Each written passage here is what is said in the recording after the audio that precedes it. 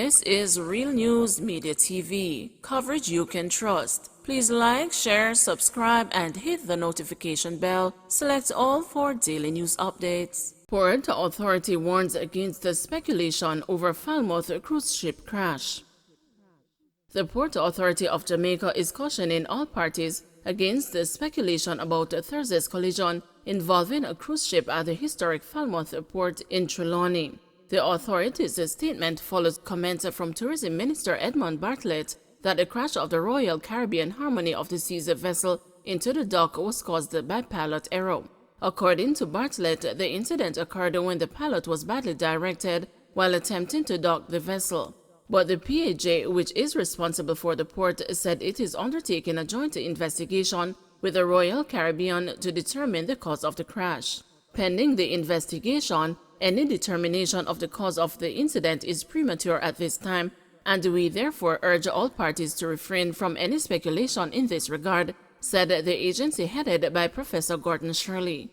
The authority said it is following the Pilotage Act, which outlines how the investigation should be approached. It includes appointing an investigator and getting a report from the ship's pilot. Based on the investigator's report, the PAJ may opt for a formal inquiry. Meanwhile, the PAJ has explained that the vessel collided with a mooring dolphin, a structure that extends from a main dock to help secure ships. This minor incident did not result in significant damages to the vessel. The vessel was eventually moored without delay, using the remaining infrastructure of the bollards on the remaining dolphin to stabilize the vessel. Subsequently, passengers were able to disembark and proceed as planned to their tours and other scheduled activities, the statement said. The PAJ said the mooring dolphin was displaced and will require reconstruction. Our engineering department is currently assessing the damage for further action. The Falmouth port facility is designed to accommodate the safe berthing of vessels, notwithstanding the inaccessibility of the mooring dolphin, and will continue to do so as per normal port operations, it added.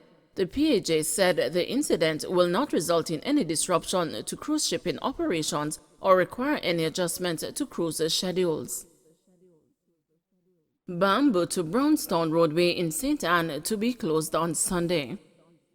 The Bamboo to Brownstone roadway in St. Anne, in the vicinity of the Bamboo Public Library, will be closed to vehicular traffic on Sunday.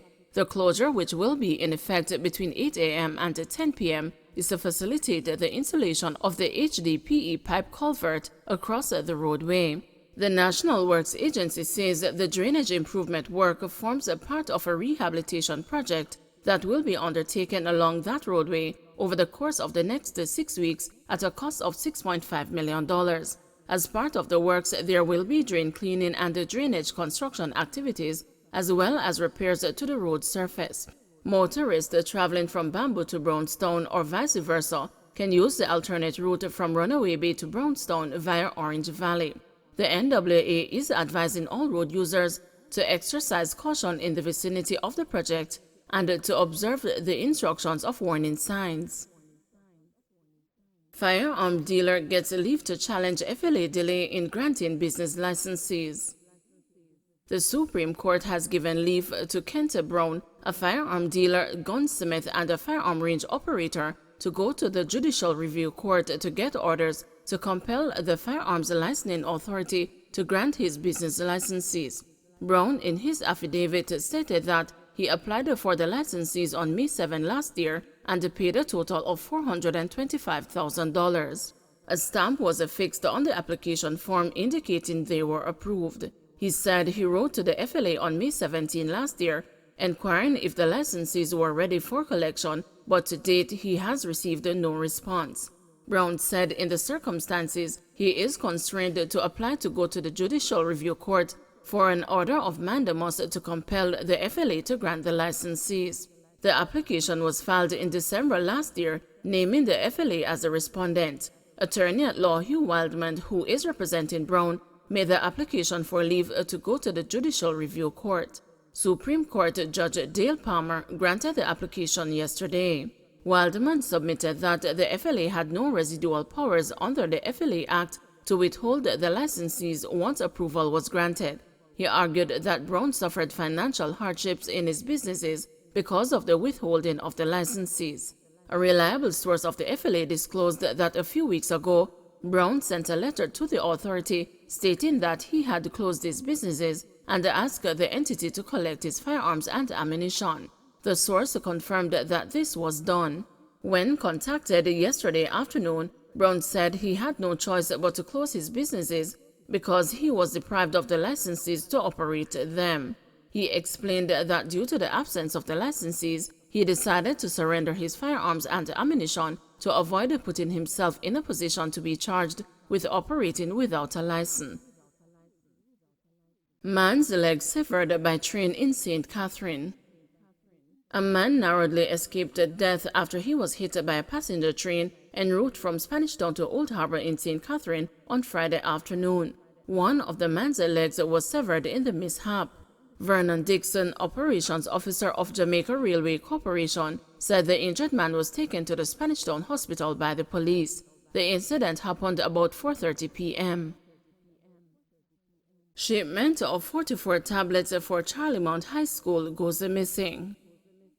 A New York-based non-profit body says it plans to seek the help of Jamaica's Ministry of Education to locate 44 missing tablets, part of a consignment of 80 which was intended for students of the Charlemont High School near Linstead in St. Catherine.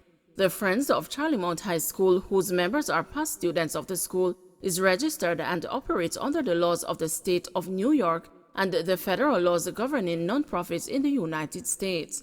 In an interview with the news, 3 of the principal officers of the Friends of Charlemont High, President David Marshall, Vice President Benjamin Powell, and Treasurer Michael Brathwaite said the decision was taken to seek the ministry's help after months of unsuccessful efforts to locate the tablets.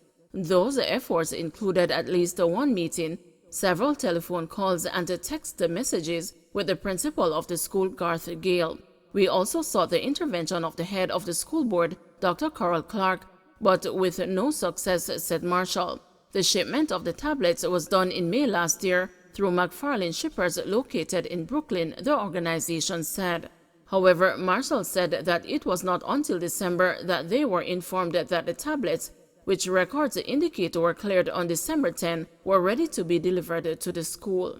He said that when they questioned the reason for the delay, they were told by the shipping agent that it was due to administrative hurdles.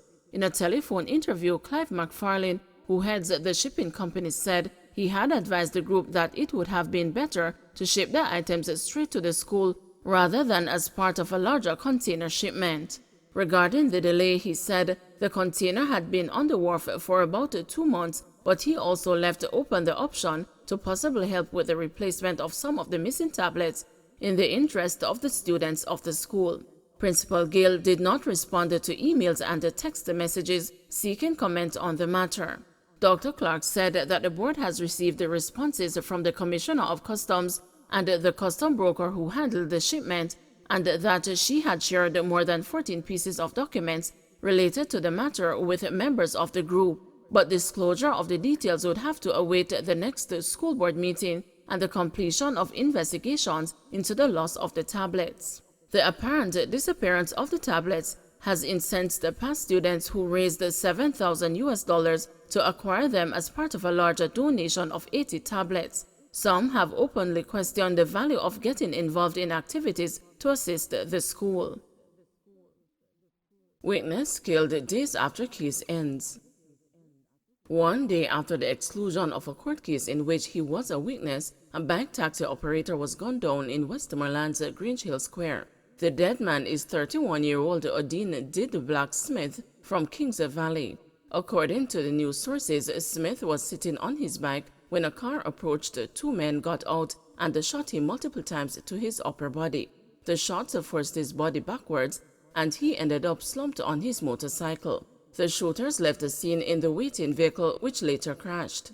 One of its doors fell off, but that was not enough to disable the vehicle, which kept going with the shooters on board. Smith was later taken to the hospital where he was pronounced dead. A resident who did not want to be identified by name told the news that Smith and a man had an altercation in 2018. He sold a lady crab, but she was supposed to get 2 more. Him tell her when him go back to Crabbush she would get them, the source said. The source said the woman complained to her partner, who later got into a fight with Smith. Smith's house was later gutted by fire and the matter went to court. There have long been calls for greater reliance on dispute resolution to solve grievances. In his May 4 contribution to the sectorial debate, Justice Minister Delroy Chuck once again urged the greater use of the alternative dispute resolution services offered by the state. Many serious crimes emerge from simple disputes and disagreements which could have been easily cleared up if the parties were referred to a restorative justice facilitator, a mediator, or a counselor to assist them in reaching an amicable settlement, he said then. Don't forget to like, share, subscribe, and hit the notification bell. Select all for daily news updates.